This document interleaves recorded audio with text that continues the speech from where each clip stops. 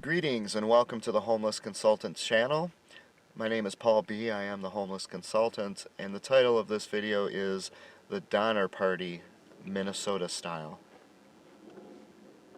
There is so much I want to flesh out to this story, but as I said in my previous video, the end of the line, I'm at the end of the line, so I'm going to have to try to wing this, and I'm really sorry about that because, wow, there is so much to say on the topic of the Donner Party. Because what they experienced, there are so many similarities to what I've experienced in Minnesota. Not just in the discrete events of the Donner Party, but the whole zeitgeist of it. So I'm going to give you a really quick background, and I'm sorry I'm going to fly through this, but in the interest of time I have to let you know how I got to Minnesota in the first place. And I've mentioned bits and pieces of this in another video. My early life was all about getting a PhD, getting a Nobel Prize. So that's what I did. And every time I graduated, I had the cords, I had the honors, yippee yahoo. But the thing was, when I got into college, I did not like what I saw, and it spooked me. But I didn't know what to make of it because I had been told all my life that you have to have a college education to succeed, to have a better life than your parents, etc. I believed the propaganda, even though I didn't like what I saw, and I was not at all impressed with my professors. I wasn't impressed with their intellects. I wasn't impressed with their slavery to this academic cult system. When I got to graduate school, it was unbearable. That's where I really dealt with the PhDs directly, and I couldn't have been less impressed. It was disgusting. And I had to, after an entire lifetime of seeking that goal of a PhD as a badge of honor, I had to come to terms with a PhD as a badge of shame, and I abandoned that. But in the process, because I was in computer science, I learned a lot about how information was being used in computer science, and I saw where it was going. It was going to be turned into a commodity for people to make money, to gather your personal information and sell it to other people. And that's a whole other story in terms of the first book I wrote was about that topic, about how could information take on real value. It should have no value. Well, it only has value when it's manipulative, when it's used to manipulate people, when it's used to control people. It's the only way it has value. Otherwise, whether you like the color blue or the color green should have no meaning to me. But if you're using it in a manipulative sense, that information about you can turn into money. So I changed my whole life path, and I abandoned the idea of wanting a PhD or a Nobel Prize because that was just as corrupt as academia. And I didn't want anything to do with a PhD. I'm thankful to this day I do not have PhD behind my name. Praise God. Because I would have no credibility at all if I had jumped through those hoops and played those political games. So I started taking my passion for learning and for real scholarship, and I started studying these information sciences, what was happening, how it was turning information into a weapon. And you could see where it was going if you just thought about it. As you watched the dot-com boom and the Y2K scare, the way the media responded, you could see where it was going. So I wrote this book warning people. Nobody would publish it because they said it was crazy, this will never happen. Of course, they've eaten enough crow to, you know, obviously I was absolutely correct. But after that I started to see the economic impacts of this, and from there I could kind of extrapolate what was going to come from that politically. So I ended up doing a 10-year project where I was trying to warn the American people of the decline and fall of the United States of America. It was going to decline in every conceivable way, morally, its leadership position in the world, economically, our freedoms. And that void had to be replaced by something. It was going to be replaced by this, bat guano crazy liberalism, this ideology of insanity, if not satanic. I mean, it's just craziness. Completely counterproductive, calling good evil, calling evil good. that's how the United States was going to end. And I wasn't obviously the first person to predict that, but as I encountered that that's where we were headed, I felt a moral obligation as a good citizen to warn people. And that's what I did. I gave up having a family of my own. I gave up other goals. I gave up saving up a lot of money because I used the money I earned to finance this. And I devoted myself entirely, exclusively to this, helping people, to trying to help, try to save the country that I love so much. And in the end, I ended up getting stranded in Minnesota when I ran out of resources, and that was 10 years ago. It was at the beginning of 2007, which was more or less the beginning of the visible economic crisis. So people were starting to figure out that what I'd been saying the last 10 years was true. So I had, once again, I had to take what I had been working on all those years, and I had to end it, just like I ended my goal of getting a PhD, because there was no point. It was here. The collapse was beginning. I mean, I'd already seen it beginning, but... And at that point I decided, you know, I've really given so much of myself trying to help this country, and the people out there just don't care. They don't want to hear it. I want to do something for myself for once. So I decided I was going to open a music store, but with an emphasis on guitars and drums, but you know, customization. I really wanted something unique in terms of guitars. I'm not that good a guitar player, but I love the instrument. So I based on my salary with the job I had in Minnesota, I had a 10-year plan, and I was going to move to Old Route 66, probably in Oklahoma, though I wasn't certain. And I was going to have a tiny house, one of those one-room houses, downsize everything, and I was just going to enjoy life.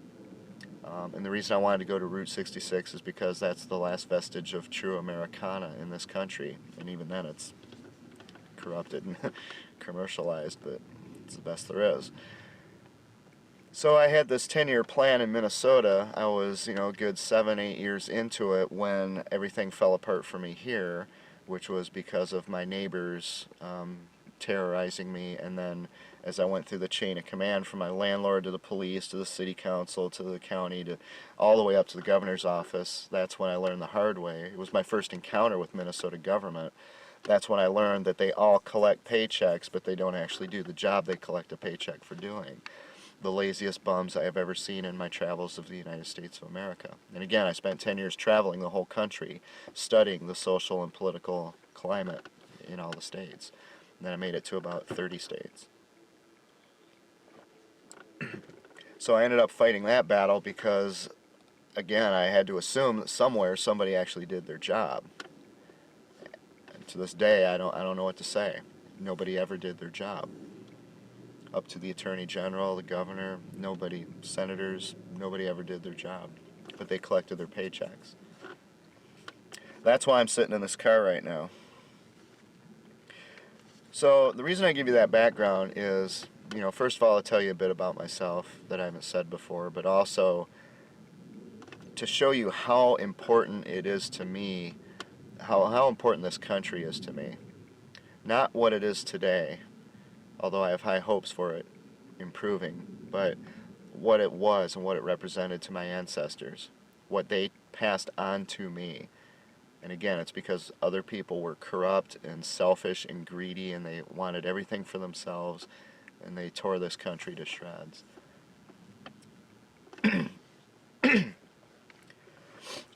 There's a lot of stories in American history that are fascinating to me, and one of those is the story of the Donner Party. I think one of the greatest times, one of the most exciting times in American history was the time of the Great Frontier, when people were moving from the East Coast over to the West until they had sufficient populations to apply for statehood. So when the Donner Party in 1846, they decided to move to California, California, not only was it not a state, but no one even thought of making it, that whole area, a state. Maybe down the road, but I think there were 20,000 people west of the Mississippi River at that time. I mean, Americans, obviously, Native Americans, great numbers. In terms of Americans, there were about 20,000 west of the Mississippi River. Today, on any given day, you can find 20,000 people swimming in the Mississippi River. unless that's too polluted. The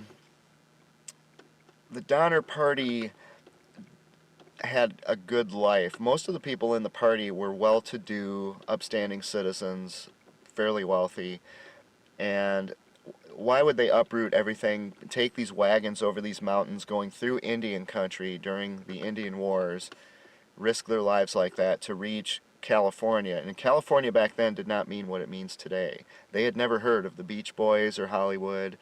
You know, California to them was just another land, another place. It could have ended up being like Siberia, could have ended up being like Hawaii.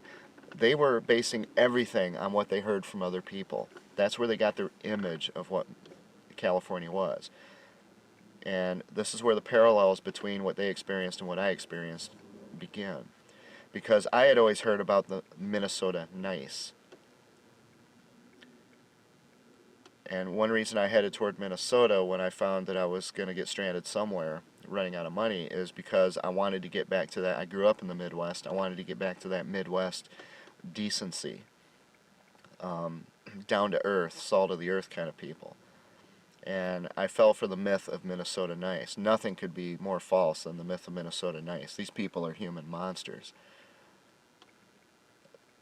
The question is, why did this one state propagate this myth of Minnesota nice? You don't hear about Oklahoma nice or Arkansas nice or, you know, New Jersey nice. There's no other state in the country that has deliberately propagated this idea that they are the most generous, most charitable, kindest, most neighborly people in the country. There's no other state that's done that.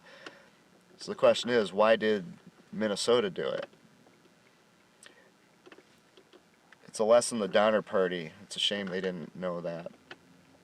Because they were believing what the words mainly of a person named Landsford Hastings. Landsford Hastings was one of those American go-getters who thought that he could go over to California and he could inspire enough people to migrate to California such that once they got there and they couldn't really do anything, he could take control of that, turn it into his own country with him as the dictator.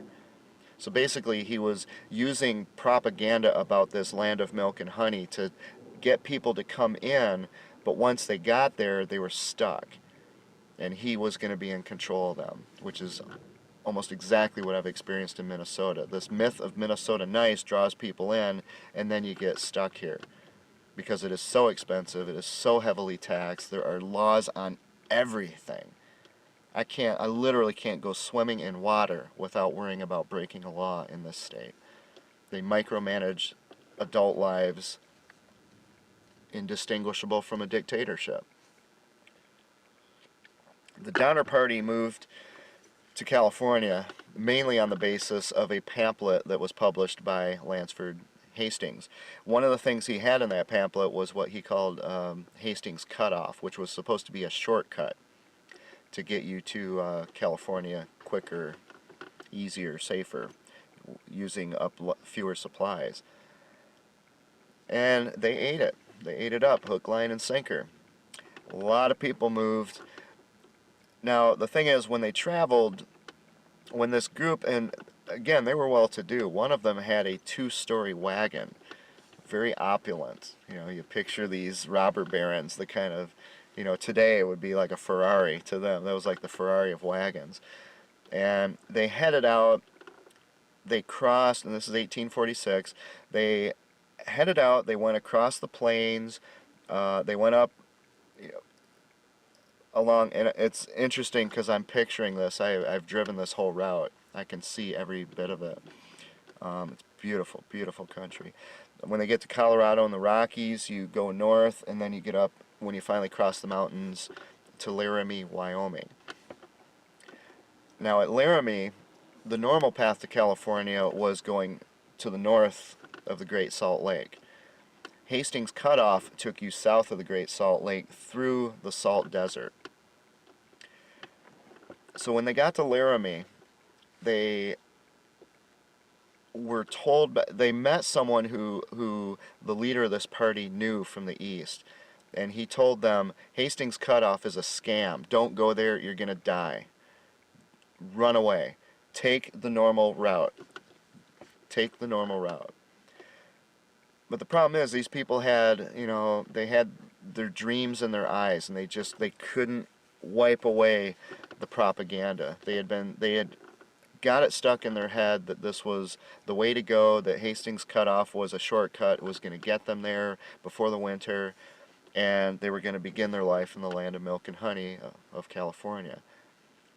And they disregarded this good advice from someone who had just traveled that path.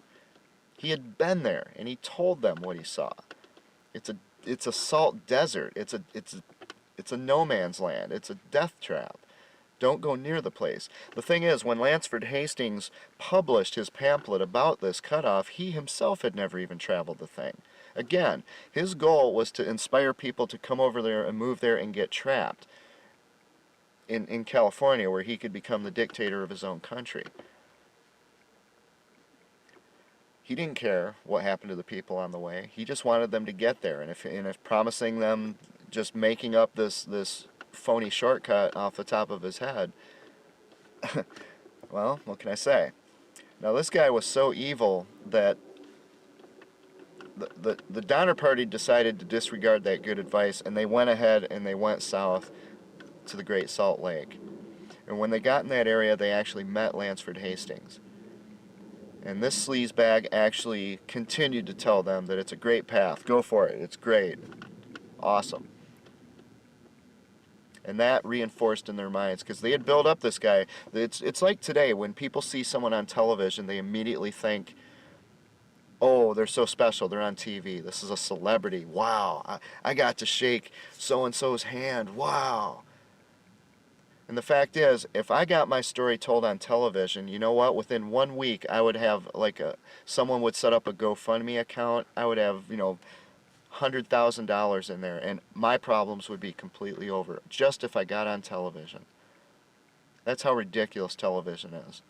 Instead, I get 0 donations for doing this on YouTube.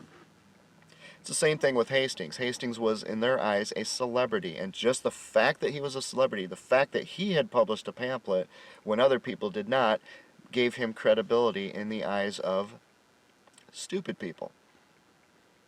And I don't say that as an insult, because I was stupid to believe the myth of Minnesota Nice.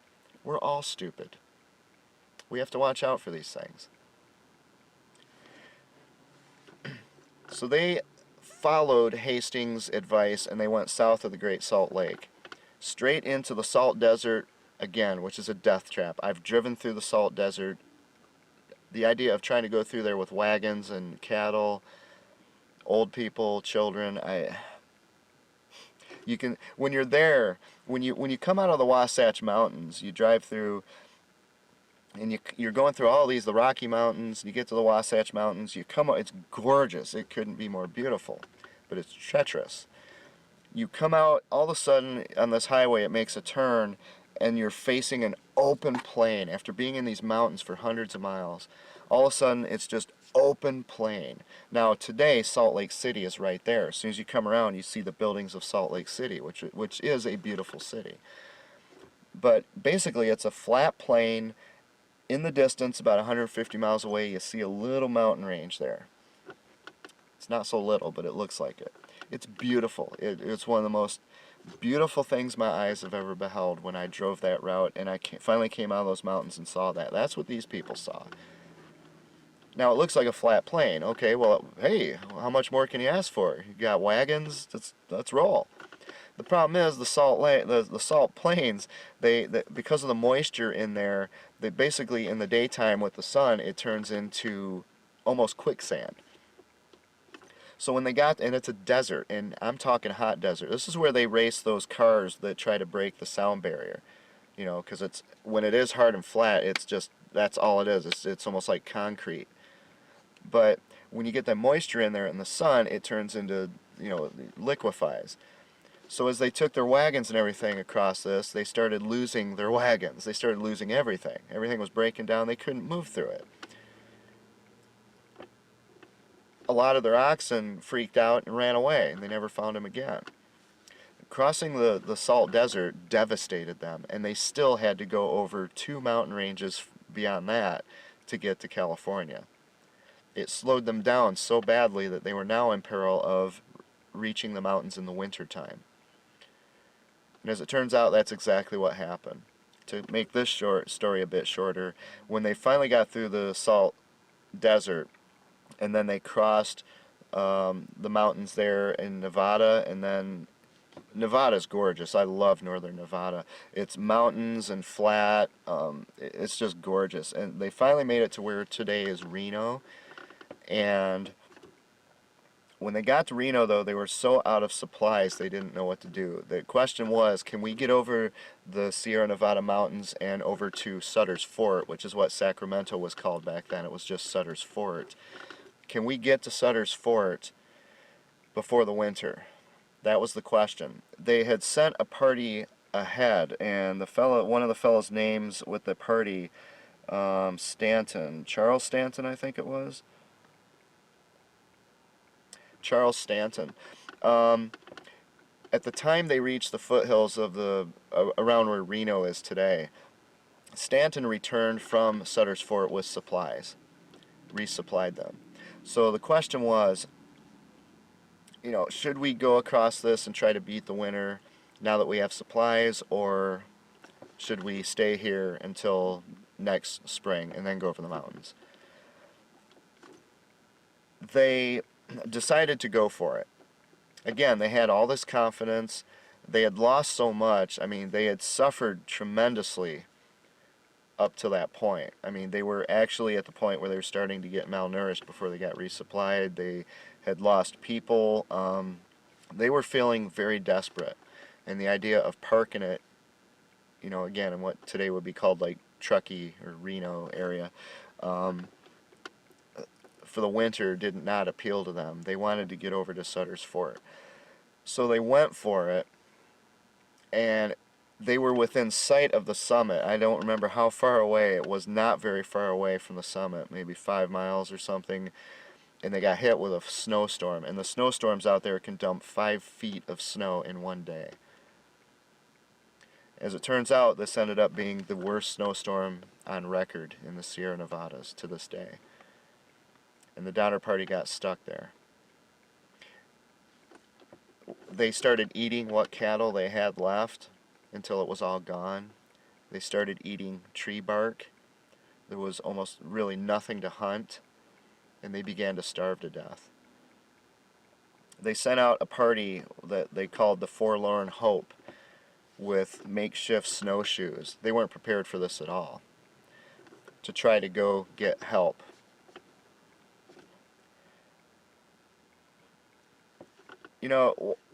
I encourage you to watch the documentary film called The Donner Party. They do a very good job of telling the story. I'm not here to tell the details of the party. I'm here to show you the similarities between what they experienced and what I've experienced, and the differences. The Forlorn Hope included Charles Stanton. Charles Stanton is one of those guys I like. He played a significant role. He cared.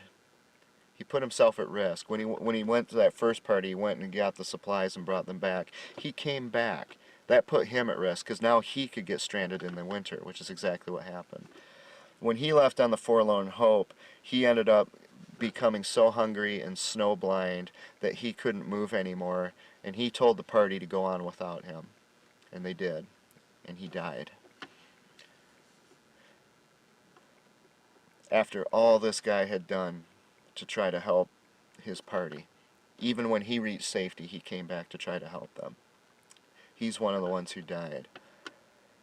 The Forlorn Hope had no hope. There was no way they were going to get through that. What the Donner Party is known for, unfortunately, more than anything, is what happened next. As they were all malnourished, as they were starving, and starvation does things to you. In the cold. Hypothermia makes you hallucinate. It makes you go crazy.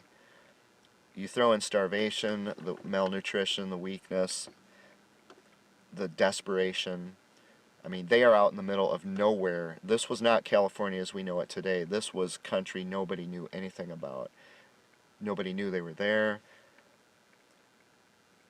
And in their desperation and their craziness, they had to resort to cannibalism. They started, as their people kept dying, they started having to eat them to survive. The forlorn hope, that party that went out, that advance party that went out to try to get help for them, ended up having the same issue. Their people started going crazy from the cold and the hunger, and they ended up resorting to cannibalism as well. Now, I don't remember when, maybe around January or February, surviving members of the Forlorn Hope, I think there were only a couple, and they were just skeletons. They looked like something, those pictures of starving children in Africa, made their way to Sutter's Fort, and they told the horrific tale of what the Donner Party had gone through, how they had gotten stranded out there based on listening to Landsford Hastings,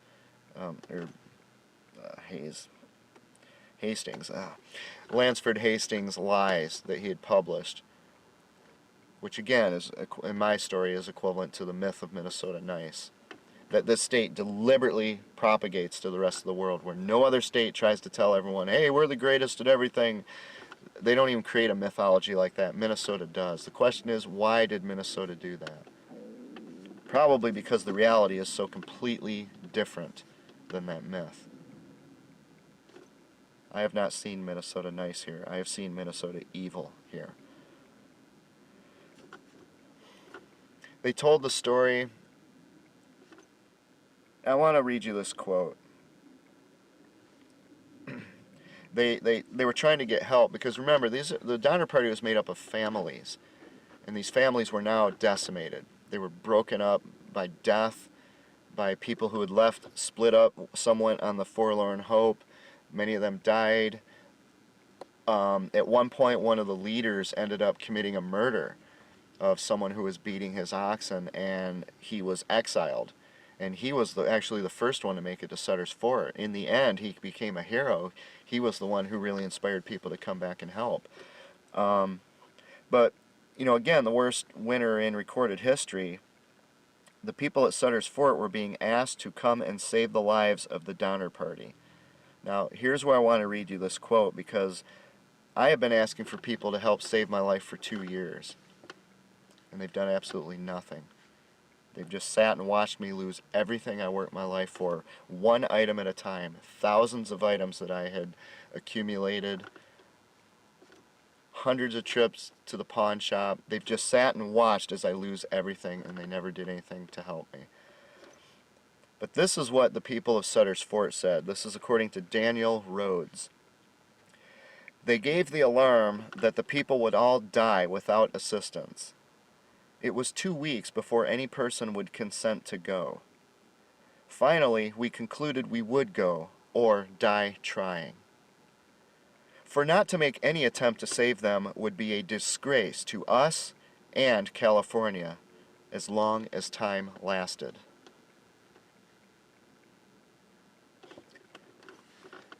So what happened was they were told this horrific tale of people having to resort to cannibalism. They were so desperate.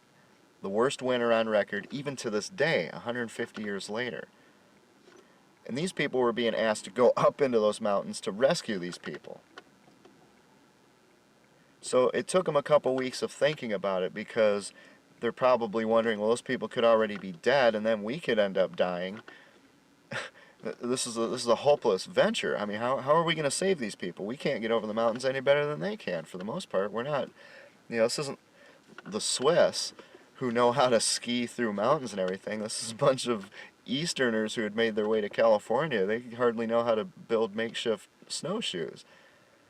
They thought about it a few weeks, which sounds like a long time, but in the context of this whole winter, it isn't that long. But look what he says.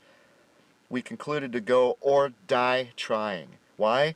For not to make any attempt to save them would be a disgrace to us and to California for as long as time lasted. It was a matter of honor. And that's why I love American history, because ultimately it's a story of honor. It's a story of honorable people doing their very best. They make a lot of mistakes, But in the end, their honor meant something to them. And today, honor means nothing to Americans. So many Americans. Honor is what has driven me to do things like not have a family of my own and instead spend most of my adult life trying to help my fellow Americans by exposing the reality, not a bunch of conspiracy theories, but the reality of what is really going on in information sciences, in our corrupt government. That was a matter of honor for me to do that. I was blessed with the capacity to research and to understand these things. It was my obligation, therefore, to communicate that to other people. But other people didn't care because they have no honor. The Donner Party is simultaneously, the reason I like it, it's a story of the American frontier, just a history story, but it's also a story of adventure and hopes and dreams, the human spirit, the American dream. But at the same time, it's a story of scams and snake oil sales, misinformation, disinformation, propaganda, self-serving propaganda, like Landsford Hayes' promise of milk and honey and that shortcut that didn't exist. It's a story of survival in extreme suffering and deprivation, even up to the point of having to resort to cannibalism. It's a story of extraordinarily good people and shamefully bad people. It's a story of honor. And while people probably don't see it this way, it is a story of mobilization. It's a story of how in the early days of the American experiment, Americans, partly because of honor, but also there was a morality back then. You didn't have this liberal morality where there's no such thing as absolute truth. And therefore, you can get out of obligations to do anything that is morally right. That's what liberalism has done to us. But back then, there was absolute truth. And even if it meant you're going to die trying, you have to do it. It's the morally right thing to do. And it's a disgrace if you don't do it. So this is a story of mobilization, kind of like another good story is the Johnstown flood, the way that people came to their aid after that flood wiped out that whole city.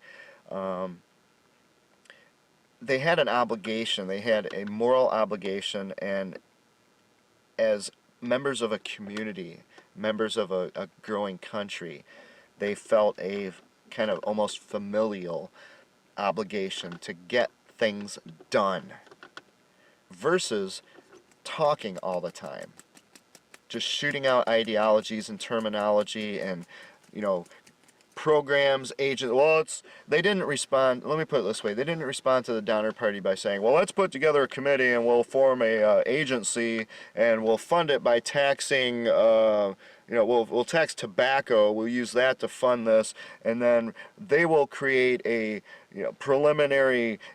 They don't do that crap. That's what liberals do. That's what morons do. People who don't want to get anything done. That creates bureaucracy. It steals money from people. They call it taxes. And it just keeps those people employed. And nothing gets done for the people you're actually talking about. What you're going to see in a future video, if God willing, is my experience with these shelters as a homeless person trying to get help and how they don't help anything but themselves. Which is one reason I'm preparing to die in this car. Mobilization means this is what needs to be done. How do we get from here to there? And then do it. I have said all along, I am the easiest person in the world to get out of homelessness. And 2 years ago, it could not have been easier. I had money. I had money. I had health. I had everything. It should have been a piece of cake. And all I asked for people, I've said it all along, I did not go to these churches and ask them for money. I asked for mobilization. I said, here's where I am, here's where I need to be, I need help getting from here to there. Please mobilize and get it done. And then it's over forever. I'm no longer homeless. You have done a wonderful thing. We all have this wonderful experience and memory of how you saved my life in there, going in our minds for the rest of our lives. We can tell kids about it and pass that on as an example of how you help other people. That's all I've ever asked for. And nobody does it. But these guys did it. These guys did it, and they were putting their lives at risk. It's like the American founders when they say we pledge our lives, our fortunes, and our sacred honor. When they signed that Declaration of Independence, people just blow that off today. They don't understand what it's like to have the British Empire. The sun never sets on the British Empire. To have the British Empire threaten that if you sign that document, you're going to hang from a tree, your family's going to hang from a tree, everything you've worked for your life for is going to be stolen and given to the very people you're trying to get away from. We pledge our lives, our fortunes, our sacred honor. That's what America used to be. I have spent more than 2 years asking everyone in this state of Minnesota for help. More than 100 churches I went to in one block. No responses. I go to churches physically after that. They could care less. They do everything I gotta pick up my kids. They do everything they can to get out of doing anything. Here, let us give you these papers that have all these lists of government phone numbers and agencies, even though I didn't have a phone. These people have no sacred honor. They take no initiative. The idea of helping another person, if they can pull a $20 bill out of their pocket and hand it to you, great, it makes them feel wonderful. But you know what? I really didn't need a $20 bill here and there from these people. I needed help. I needed mobilization. I needed people who felt that to not make any attempt to save them would be a disgrace to them, and in this case, to Minnesota. That's what I needed. But I never got it, did I?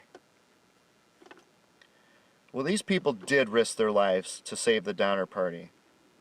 In the end, it took 4 relief parties to rescue the survivors.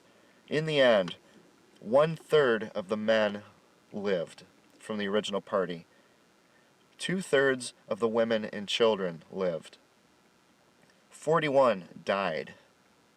46 survived. 5 died before they even reached the Sierra Nevada mountains. 35 died at the mountain camps or trying to cross the mountains to get them help. One of them died after they reached safety at the valley because they were just too emaciated. Many of the people lost toes and things to frostbite. They lost basically all their possessions, all their cattle, all their oxen, all that wealth they had in those big, 2-story wagon. All that stuff they came when they were all smiles and heading out was gone. They were just skeletons of human beings, completely wiped out.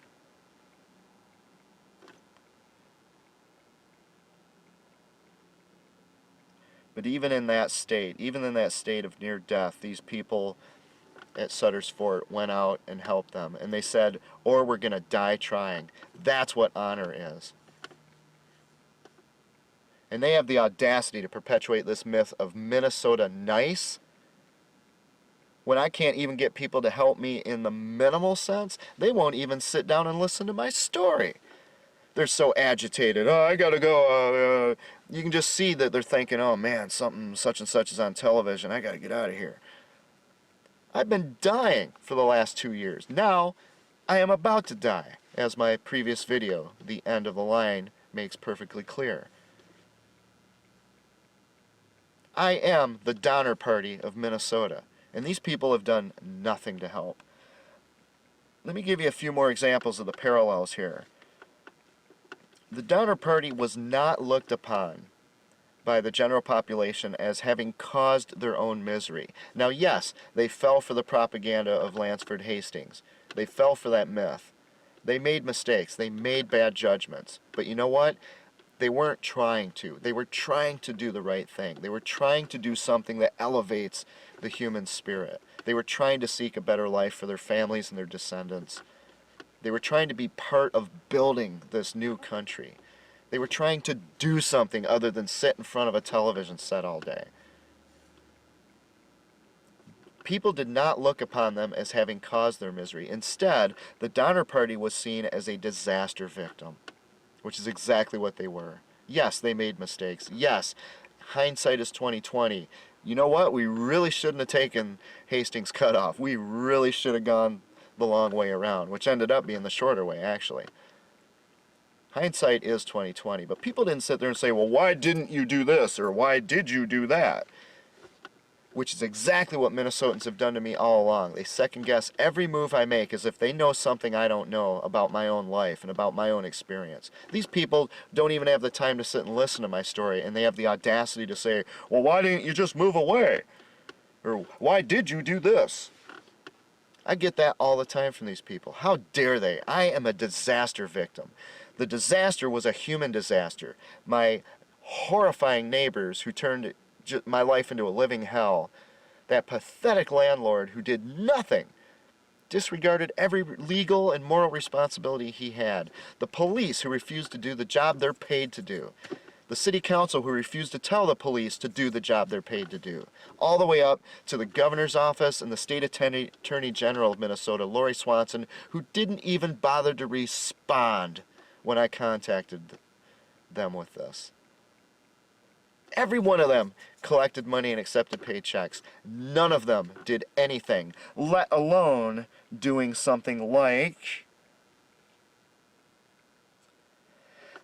concluding that we would go or die trying. For not to make any attempt to save them would be a disgrace to us and, in this case, Minnesota, for as long as time lasted. Not one of these freaking people did anything. From my landlord, the police, the city council, the county, all the way through all those government agencies, the bureaucracies, all the way up to the state attorney general, Governor Dayton, into the U.S. representatives and Senate. Nobody in Minnesota has shown the slightest bit of interest in helping me when I ask them sincerely for help. Minnesota nice indeed. You might as well be reading Landsford Hastings' pamphlet today if you're going to believe Minnesota nice. They're the same thing. They are lies. They are deliberate lies to get people to think that Minnesota's a great place so you'll come here and then you're trapped in one of the highest tax states, the most mean-spirited, vicious states I have ever seen in my life. And there's no other state that even compares. They've just sat and watched me die when I asked them for help. I am the victim of a disaster as surely as if a tornado had just blown my house down. The disaster was a human disaster, and nobody would help. But the thing is, the Donner Party, nobody sat there and said it's your own fault. They didn't blame the victim. They understood what a natural disaster was. They understood from their own experience that people make the best decisions they can with the information they have available. Well, everyone in Minnesota lies. That's all it is. It's the most lying place I've ever seen in my life. How can I make any rational decisions when all the information I get is wrong? You know, you go to the Attorney General's website, contact us, we care, we want to know about such and such. Well, based on that information, the good decision seems to be to contact them. Tell them my story and ask for help. So I did. Not even a response, while Lori Swanson presumably collects her paycheck. Governor Dayton, how much money has he collected in his paychecks? No response. Nothing. Nothing. Nothing. These people do nothing. They certainly haven't mobilized and said even or die trying. These people in rescuing the Donner Party were willing to give their lives to rescue people who might already be dead for all they knew. Meanwhile, I'm walking in the midst of Minnesota. I'm not out hidden in the mountains somewhere where someone doesn't know if I'm still alive. I'm walking up into people's faces and saying, please help me. My videos are all about how I'm surrounded by these people who live in all these houses. I can't get away from them if I want to. And yet I can't get people to just help me, and there's no risk for them at all. None of them would be putting their lives at risk helping me out. They just don't care.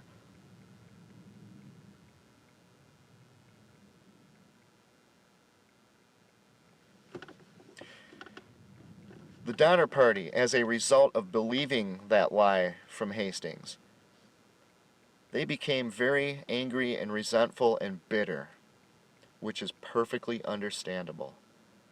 This man, who they had never even met, by just publishing something and putting it in what we would today call bookstores, he put their lives at risk, he destroyed their families, killed people.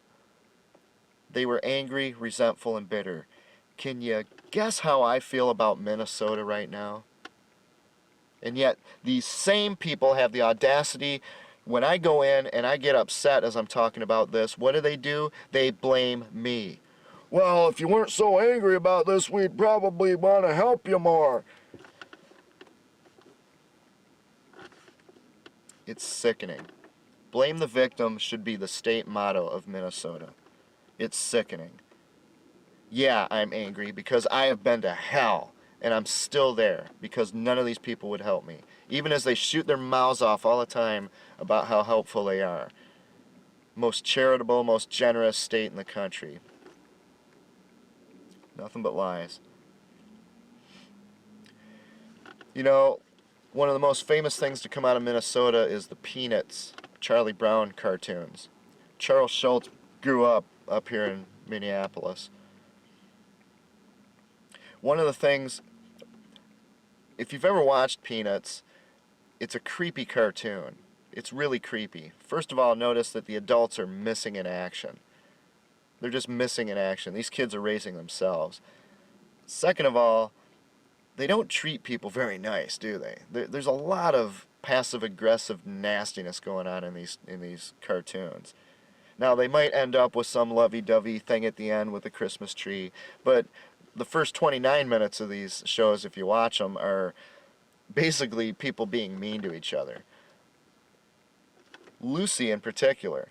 Lucy would put that football down there and say, "Come on, Charlie Brown, kick the ball." And he'd run to kick it, and she'd pull it away, and he'd go flying through the air and land on his back. Arrgh! And it just happened over and over and over and over again. Charles Schulz in the Peanuts cartoon was describing his upbringing in Minnesota. That's what he was describing. That's where he got the ideas for all of these stories. The passive aggressiveness, the nastiness, the fact that kids are not raised by competent parents, the fact that in Minnesota they keep putting the football in front of you every time, and they pull it away every time. And then when you refuse to go and try to kick the football again, they blame you. Well, if you're not even going to try, then don't blame me. I'll tell you where I'm going with this. First, I'm going to mention, though, that Charles Schulz, who came up with the Peanuts comic strip, moved to California. Apparently, Minnesota was not such a great place to live. He lived and died in California once he was able to get out. But he used all these stories of how mistreated people are in Minnesota to create the Peanuts comic strip. What I just said about how they keep telling you to do this, then they take it away. They keep tempting you, and they take it away, and they take it away. They lie.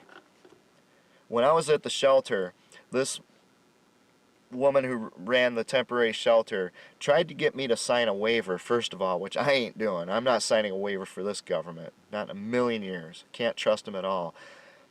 But whenever she would try to get me to go to more government programs, more government agencies. And I said, no, I've been at this for 2 years. These people are useless. Every time I go, I end up wasting gas, wasting money, wasting time. Nothing comes from it except they refer me to 3 other government agencies. Every one of them's trying to put my name and my number in their system so that they can justify their funding next year. And they never do anything for me. What did she say? Now, I'm basing it on my experience of repeatedly having this football put in front of me and taken away.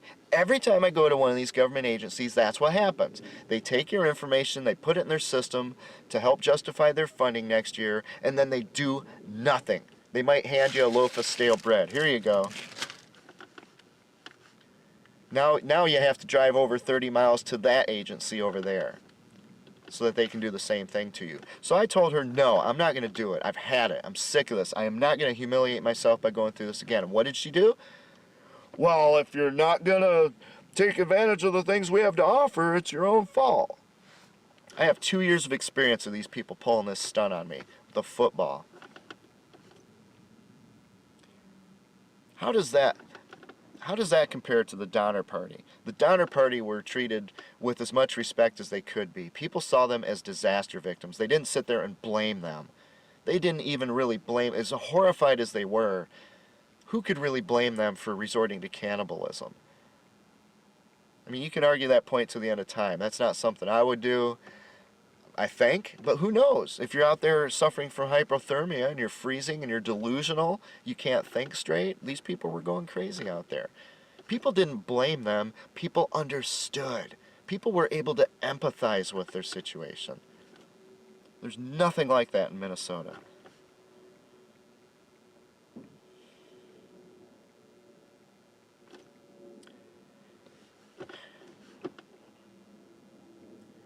There was a false miracle. I told you before, when they reached Truckee, which is, there's Reno, and then Truckee is kind of at the beginning of the mountains there. There was a false miracle when Charles Stanton returned with supplies. It seemed to give them hope. The timing of it seemed like a sign. Well, now, if we go now, we can make it across the mountains before winter. Now, they ended up waiting, I think, 5 days to feed their oxen and build up their strength. And unfortunately, that was their downfall, because that snowstorm came when they had one more day to go to get over the mountains. That's when they got stranded. If they had left 4 days earlier, they would have missed that. But how are they supposed to know that in advance? They can't. They make the best decisions they can. They thought having strong people and strong oxen would help them get over there. And that's not a bad idea.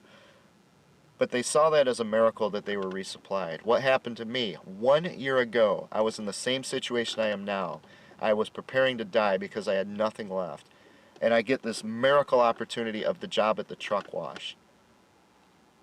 And I took it. My first videos on this channel, called How Not to Do Business, are about my experience with that truck wash.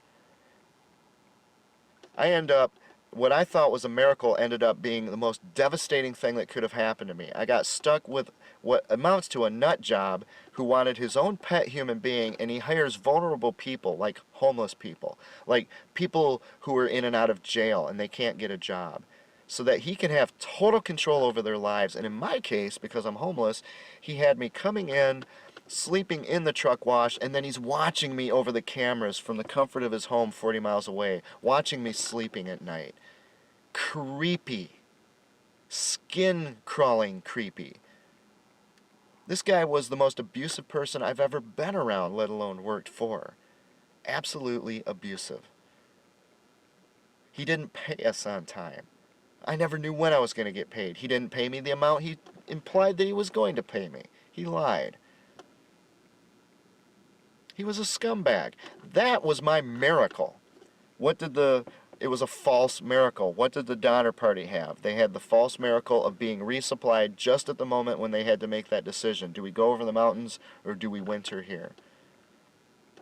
I can relate to the Donner Party. You make the best decisions you can with the information you have available. And you try to do it with optimism and hope. I took that job, and that guy, Mr. H, he stole a year of my life from me and left me with nothing.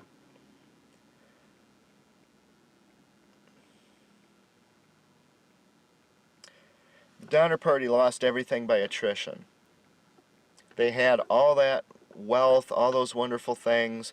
As they left, they're just riding along the Great Plains, having a good old time, just hoping they don't get attacked by, Indians and things. But then once they hit their hard times, they started losing it all.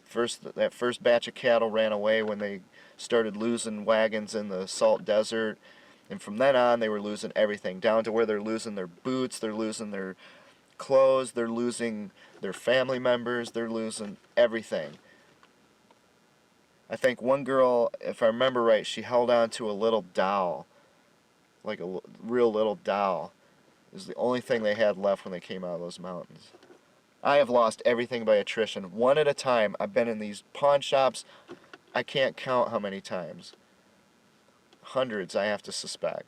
There's been times I have to go in there 2 or 3 times a week, and every time I'm there, I'm surrounded by meth addicts, people who are out there stealing your stuff and selling it, people with tattoos on their scalps and down along their necks, people who are standing in line like this because they're so cracked out on something, and I'm just standing there the whole time, waiting in line up to maybe a half hour or 45 minutes, just standing in the midst of these people 2 or 3 times a week for the last 2 years as I watch everything I worked so hard to earn. I haven't had credit cards. I gave up credit cards when I learned what they were, 1995. I earned all of that stuff. I worked for it and I paid for it. And I've had to watch the loss of those things one at a time. 2, 3 times a week, I have to sit there and lose things. I have to go give it up for pennies on the dollar. And nobody in Minnesota sees that as a problem. Nobody cares. I know exactly how the Donner Party felt, losing all that stuff they brought with them, that they had worked so hard to build that wealth for themselves, and they have to watch it all be lost, one piece at a time, until it's just all gone. It's like suffering a house fire every day. You just lose something every single day. Loss, loss, loss, loss, loss, loss, loss. Every day becomes an exercise in losing something. And everything you lose, you go back and you remember what it was like to work so hard to earn that in the first place. And all the people around you are just laughing, not caring, blaming you, while they accept paychecks for doing absolutely nothing. This is the Donner Party, Minnesota style.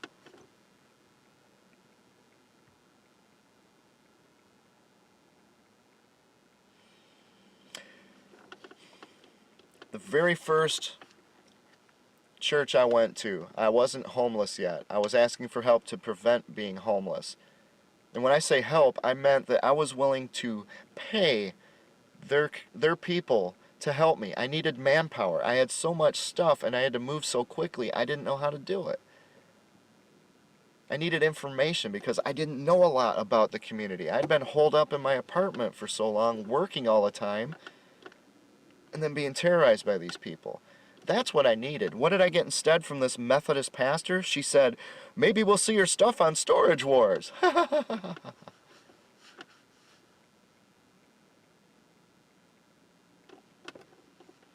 I wasn't homeless then. I think I had $10,000 or something at that time. I was asking for help. She didn't help.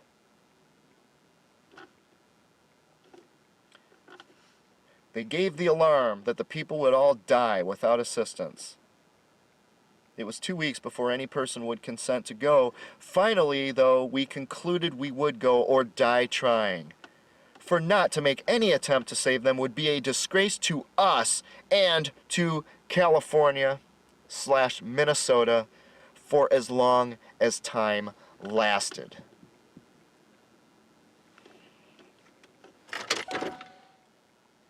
I'm going to tell you one specific story here. That rotating shelter we had, again, the county put out a call as the deep freeze came in for churches to help with an emergency temporary shelter for the homeless in Dakota County. So many people in Dakota County thought there were no homeless in this county. Wow, were they ever wrong. That's how oblivious they are to reality. We ended up with a good 20 to 30 people there a night, and we probably only reached this fellow you just saw right here. They don't know he's homeless. He's not on their rolls. I'm not on their rolls. That's 2 right there that aren't in the count. These churches, I'll talk about in another video, the specifics of it. But it boils down to the people who volunteered with the churches were really wonderful. They really were good people. The problem is they have no leadership. They have nobody to mobilize them, and that's where I hold their pastors accountable. These people could have been mobilized to do amazing things. They could have saved my life easily. They could probably save his life. They could probably save every homeless life in Dakota County. But there's nobody there to mobilize them. They have no leadership. They have an incompetent leadership in their churches. So I had a good time as far as having the temporary shelter. I got shelter from the weather. I had a place to shower. Tons of good food. It was wonderful. But A couple weeks later, after it was no longer a shelter, I ended up there in the morning because I got chased away by the snowplows. Freezing, another sub-zero freezing day. My car died, as it so often does. The battery died. I'm sitting outside the church. I go into the church. I couldn't even feel. I videoed this. I did video this. If I can find it, I'll put it up right now. I could not feel my fingers. I walk up there. I'm slipping on ice because they hadn't salted any of the ice on that. I walk into the church, and you know, they're nice in the sense that they offer you a cup of coffee. But the lady really didn't want to hear anything I had to say. She had in fact, she would just, I would tell her something like, I'm freezing to death out there. It's sub-zero temperatures. My car won't start. I have no heat. And she's like, oh, yeah, really? Oh, that's too bad. That's literally how she was speaking. So much concern. I tell them I need someone to jump my car. I need a jump start. What did they tell me? Well, we can't do that. That's insurance reasons. We can't jump start your car. But we do have a portable jumper. We'll come out and help you with that. Alright. Problem is, they look and they find out that their portable jumper wasn't charged up. And I said, well, why don't one of you just bring your car down there and give me a jump? I've got cables. I have to do this all the time. This engine keeps dying. We can't do that. That's insurance.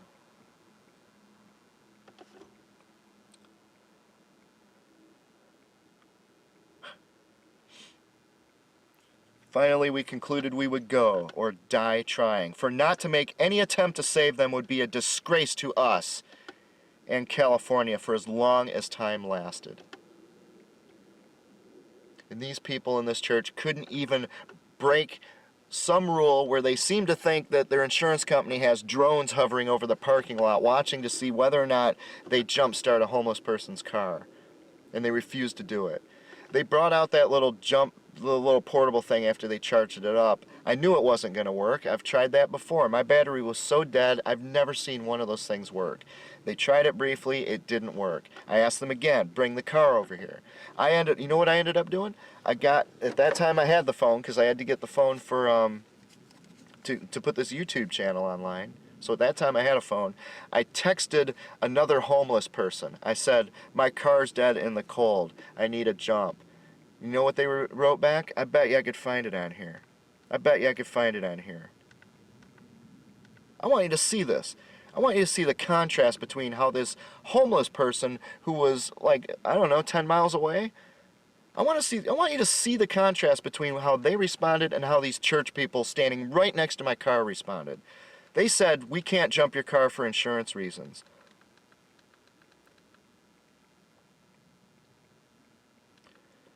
Oh, I want to find this so badly.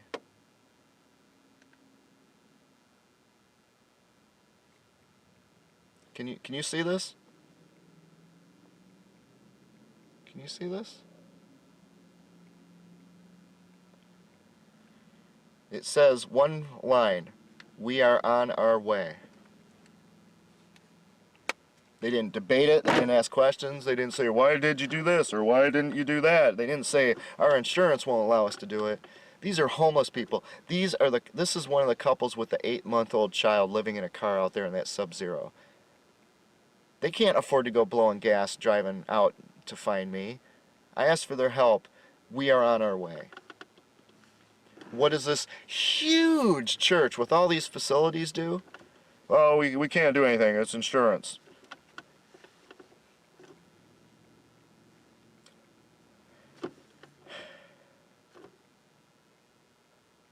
You know what I would have done? It's amazing. I'm just a homeless guy. You would think I'm just totally incompetent, right? But I tend to look for creative solutions to things. What I might have done in his case, in that church, I might have said, hey, you know what? I've got to take care of some personal business. I'm going to punch out for a while. I'll be back in 20 minutes. Punch out, get off the clock, come out as a civilian, use my jumper cables, jump my car, get this homeless guy on the road again, drive back to the parking lot, and say, okay, I'm back, punch back into work. That's just one option off the top of my head. But you would have to actually care whether other people lived or died to do something like that. Instead, I had to rely on the homeless people. And by the way, they jumped my car twice. There's 2 times I had to call upon those poor people. I love them to death. Both times they just said, we're on our way. Didn't argue, didn't ask questions, didn't make excuses. We're on our way. You better believe if they ever need something from me, they're going to get the same response from me. You better believe it. You want to talk about insurance problems? They think they have insurance problems? Try when Minnesota state law requires you, when you renew your driver's license, you have to show proof of insurance. The problem is you can't get a driver's license or insurance if you don't have a valid address, such as, say, if you're homeless. Meanwhile, if you're homeless, in my case, I had insurance all along, so I'm sitting here trying to pay my insurance when I have no place for the insurance company to send the bill. So I have to keep sending them all these addresses and trying to explain why they're sending these bills all over the place. And every time they change the address, that changes the reevaluation of how much the insurance costs. And in theory, they could say, well, you don't have a permanent address and you were giving us all these addresses. That was fraud. Therefore, you're not... we can't insure you. I mean, they could cause me all kinds of problems. You want to know about insurance problems? Why don't you try that one on for size? Instead of sitting in a nice, warm, huge, gargantuan megachurch and saying, well, we can't start your car in this sub-zero freezing cold while you're out there with icicles growing out of your nose because of insurance reasons.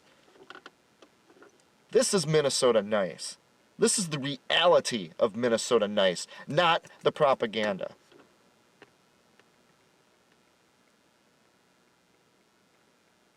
And these churches get 501c3 tax-exempt status. They rake in all that money and they're tax-exempt. Yet the Bible, as I'm going to show in another video, orders those people to help the poor, the homeless, the widow, the orphan. They're obligated to do that. And you know what? Jesus went and was executed. He was crucified. And the reason is because he kept violating policy. He kept violating not the Bible. He was sinless. He obeyed everything God said to do in the Bible. The problem was these rabbis and Pharisees had created hundreds of these rules which they weren't supposed to do. The Bible says, do not add anything to this book. Do not take anything away from this book, or you are damned. But the religious leaders kept adding to it and taking it away. They kept adding all these rules. Those are the rules that Jesus violated because they were not legitimate rules. They were illegitimate. They were only by the civil authority, the civil religious authority. Jesus broke those rules. He did things like healing on the Sabbath. Healing, helping somebody on the Sabbath. And he was executed for that. He was killed. He was murdered for that. And these people can't even jumpstart a car in sub-zero temperatures. And they claim to follow Jesus to such a point that they deserve to be tax exempt. Where's that part I mentioned a moment ago about how it's so easy to get bitter and angry? Do you notice I'm a little bit bitter and a little bit angry? Now the question is that my fault? Or is this pretty justifiable? I would be insane if I was not furious about this. These people are liars. They're fraudsters. Tax exempt, and they can't even do the simplest little thing that their Bible tells them to do. Can't even just jumpstart a car of a homeless person in sub-zero temperatures. This is what I've had to deal with throughout my homelessness. And if you wonder why I just posted a video called The End, as in I am now preparing to die in the middle, not out in the mountains where people can't get to me because of the worst winter ever. Look around. Look at this. Look at where I am. I'm in the middle of it all.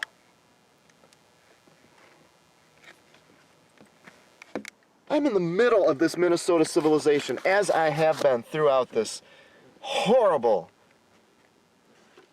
experience in my life. And none of these people will help.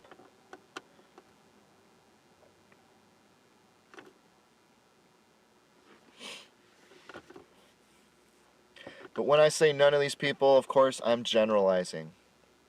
The fact is, once in a great while, someone does help. And I want to show you an example of that, to show you the difference between what I've just described, which is not just the vast majority, but it is everyone with a couple of small exceptions, a couple of exceptions. It's everyone. That's why I can generalize and say everyone's out here doing this. Nobody will help me. I can use words like that because the exceptions are so rare, if they exist at all. But I want to tell you about one exception.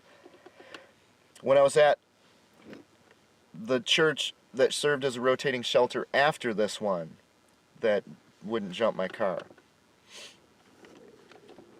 this is just to contrast things, to show you how people can do it right. This family came in and they sat down with me and another homeless person. It was the mother, the father, two of their three children. Two girls. I'm not sure exactly how old they were, but they looked like they were around, between 18 and 22.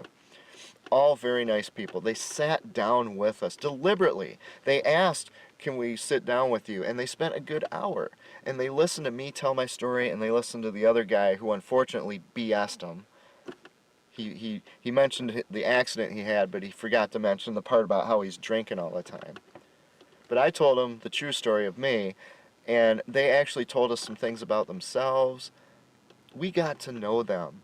And you know what? When they were doing it, they were demonstrating to their kids by having their kids there, this is how you deal with this. This is how you treat the homeless. That was probably the best example I have seen of people handling this stuff responsibly throughout my entire experience. I could not be more impressed by that family, what they did. They didn't just do the right thing, they brought their kids with them and they showed them by example.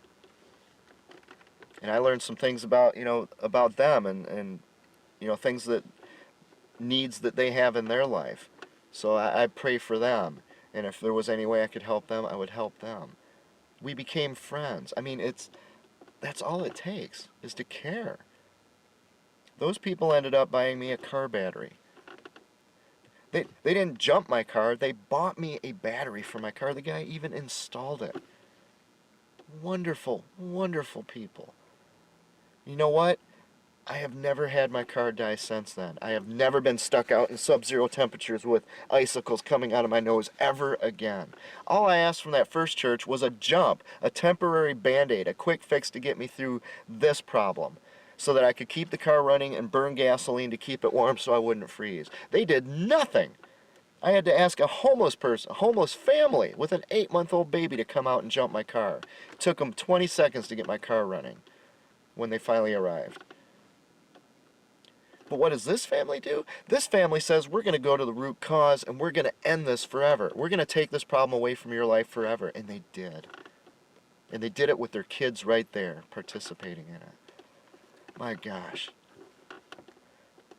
That is beautiful. That is exactly the way it should have been. If everyone I have gone to for help had shown that much concern, guess what? I would not have been homeless for the last, 23 out of the 24 months. I wouldn't have been homeless. It would have been over. And I bet you an awful lot of these other homeless people, not the druggies, not the ones who want to be homeless, but the people who want out of it and they want to work for a living, every one of them could have had their homelessness ended. All it takes is leadership that mobilizes good and wonderful people like this family to do things, to get the list of things that need to be done and get them done. Start crossing them off the list. You buy a car battery. You 5 families here, get this guy's head gasket fixed. You 5 families here, get this guy's catalytic converter fixed. Once that's done, for the most part, at least in terms of running the car, the suspension's bad, but for the most part, he has a car that can get him to a job again. You people out there, go out there and hit the bricks. Start talking to everyone, people who run businesses. Tell them you have someone who works hard, who is sane and sober, and wants a job so badly, but here's the obstacles they had. What can you do? Go out and help this guy find a job because he doesn't have the resources to drive all around burning more gasoline. You see what I mean? If they had leadership in these churches or in the government, there are good people out there.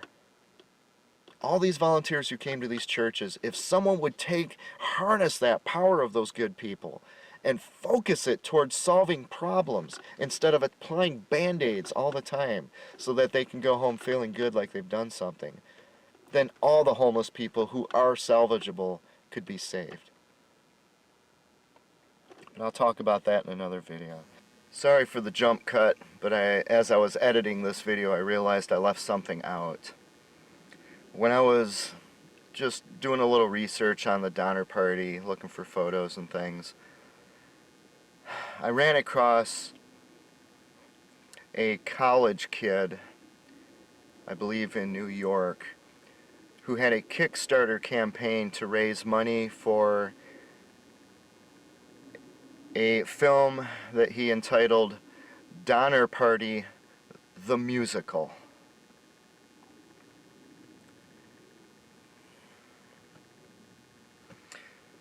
To see how far we have fallen. This college kid, supposedly raised by parents, competent parents, wants to make a musical about a degree of human suffering that you people cannot comprehend. In 45 days, this little kid was given $16,500. I once had a GoFundMe page. It was at the time when I wrote to all those churches. My GoFundMe got 0.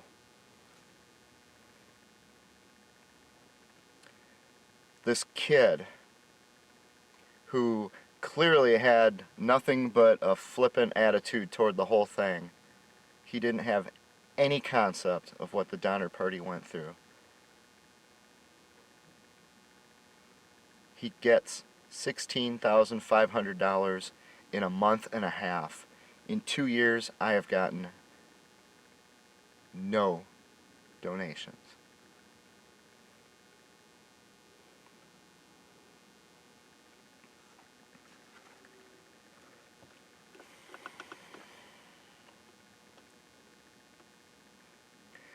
People donated all that money to support this kid's sickness.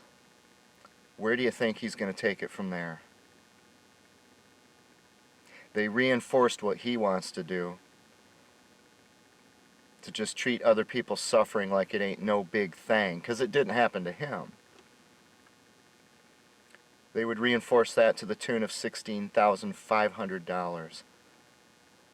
When I had my GoFundMe account, I believe I asked for $3,000 or $4,000. And even then I wasn't sure that was enough. At this point I need more like $10,000, which is still 2/3 of what this little kid got. But I got nothing.